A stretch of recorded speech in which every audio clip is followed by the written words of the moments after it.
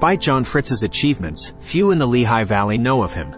To many folks, he is just one of those bewhiskered 19th-century faces whose name is on a Lehigh University building. Yet from 1860 to 1892, Fritz was the heart and soul of the Bethlehem Iron Company, the forerunner of the Bethlehem Steel Corporation.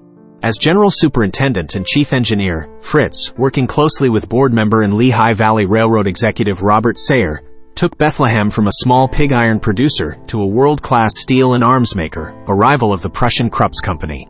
He was responsible for creating an early rail network, a rail network that in less than 15 years would span the country.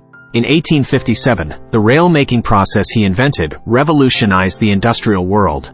It led to the creation of durable iron rails and freed American railroads from dependence on foreign suppliers. He was held in such high regard that he was known as the father of the American steel industry.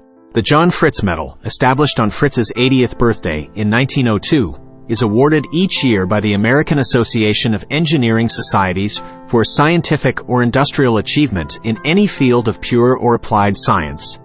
While John's accomplishments are impressive, they become even more remarkable when we consider how he arrived in this position.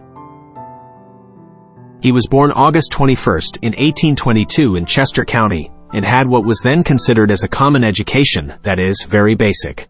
He began his work life, as many did in those days, as a young man with a trade.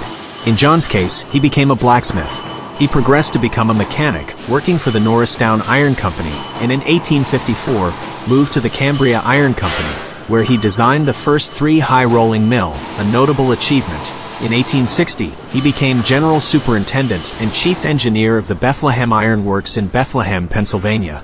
While there, he was responsible for installing a Bessemer converter in various developments in the company, staying until 1892, when he was 70. His innovations increased productivity and decreased costs. In 1863, President Lincoln sent for him, and at his request, he ran a government mill at Chattanooga, which quickly made rails for construction of railroads in that section, keeping Union troops well supplied and turning the tide in the North's favor. In a lifetime that spanned years which overlapped the 20th century, John's time covered the most eventful era in the world's history. In fact, it is hard to realize that any one life could have witnessed so many and such wonderful achievements.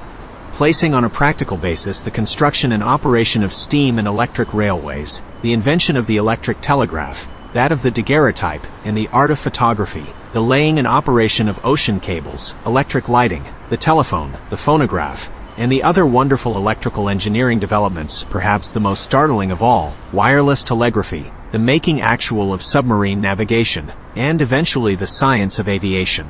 In his own particular field of engineering, he witnessed the discovery and participated in the development of the epoch-making Bessemer process, followed by the acid and basic open hearth, and finally the electric furnace, and besides those, the other tremendous developments in the iron and steel arts, in which he was an active factor.